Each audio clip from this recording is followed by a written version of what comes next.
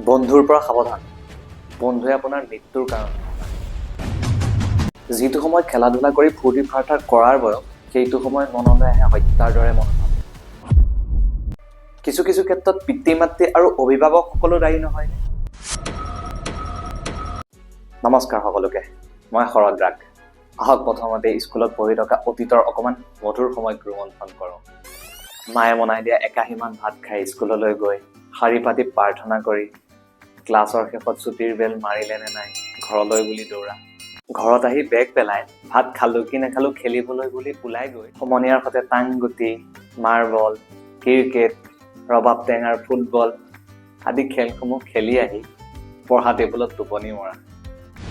এইবোৰৰ শেষত পৰীক্ষাত যেতিয়া কম নম্বৰ পোৱা হয় তথা কিবা ভুল কৰিলে ছাৰ বাইদেৱে মৰা মাৰ কেইচাত হয়তো চাগে আপোনালোকৰো মনত আছে। কিন্তু ছাৰ বাইদেৱে মৰা মাৰ কেইচাত আমাক বেয়া হ'বৰ কাৰণে মাৰিছিল নেকি? নিশ্চিত ৰূপে নহয়। মাৰ কেইচাতে আমাক আমি কৰা ভুলসমূহৰ শুধৰণি কৰাই দিছিল। কিন্তু বৰ্তমান আমি আহি যুৱ উশৃংখলতাৰ এনে এটা পৰ্যায়ত থিয় হ'লোহি, যদি আপুনি শুধৰণিৰ বাবে কাৰোবাক কিবা ক'বলৈও যায় আপোনাৰ মৃত্যু পৰ্যন্ত হ'ব পাৰে।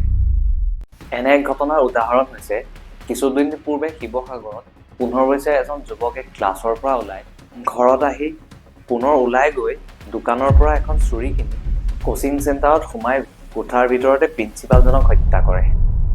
আৰু হত্যাৰ কাৰণ এইটোৱে যে তেওঁক শাস্তি দি ক্লাছৰ পৰা উলিয়াই দিছে।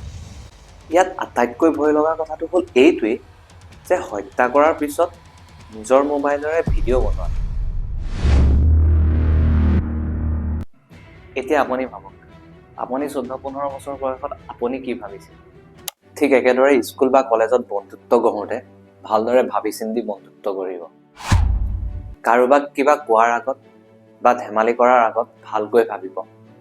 পৰাপক্ষত আঁতৰি থাকিব। কাৰণ কিবা সৰু কথাতে বা সৰু কাৰণতে মাৰি পেলাবলৈ অকণো কুণ্ঠাবোধ নকৰে আমাৰ এই ভয় লগা নৱপ্ৰজন্মই। ইয়াৰ উদাহৰণ হ'ল কিছুদিনৰ পূৰ্বে দৰঙত ঘটা 9ম শ্ৰেণীৰ ছাত্ৰ ভৱেশ ডেকা। কিছুমান সৰু কথাৰ বাবেই স্কুলৰ একাংশৰ ছাত্ৰৰ হাতত তেওঁ প্ৰাণ হেৰুৱাব লগা হ'ল।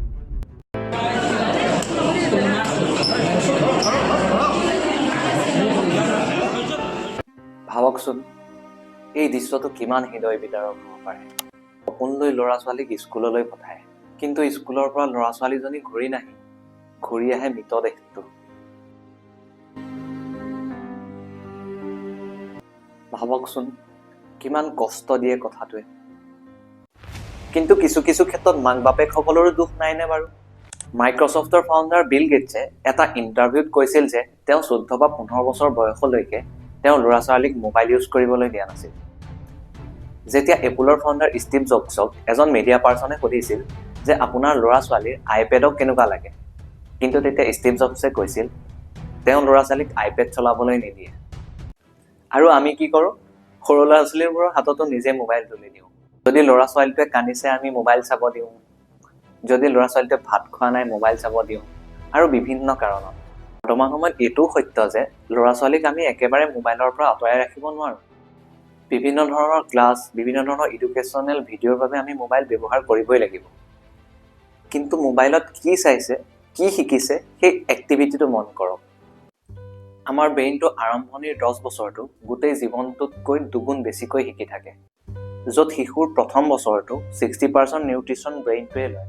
আৰু প্ৰথম 5 বছৰত শিশুৰ 90% মগজুৰ বিকাশ হয়। এই লাৰ্ণিং ষ্টেজত থকা সময়ছোৱাত ল'ৰা ছোৱালীয়ে কি চাইছে, কি শিকিছে সেইটো প্ৰতিজন অভিভাৱকেই মন কৰক, যাতে কোনো ধৰণৰ হিংসাত্মক দিশৰ ওচৰলৈ যাব নোৱাৰে, য'ত প্ৰতিজন পিতৃ মাতৃয়ে আশাৰে ডাঙৰ কৰা ল'ৰা ছোৱালীজনে ভৱিষ্যতে গৈ কোনো ধৰণৰ বেয়া কাম কৰি নেপেলাওক। দেশৰ ভৱিষ্যত হৈ উঠি অহা প্ৰতিজন নৱপ্ৰজন্মক সুপথেৰে পৰিচালিত কৰক। আৰু আমি প্ৰতিজন যুৱক লগ হৈ এক শক্তিশালী যুৱ শক্তি হৈ সুন্দৰ অসমীয়াই নাম উজ্বলাই সুন্দৰ অসম গঢ়িব লাগিব। জয় আই অসম।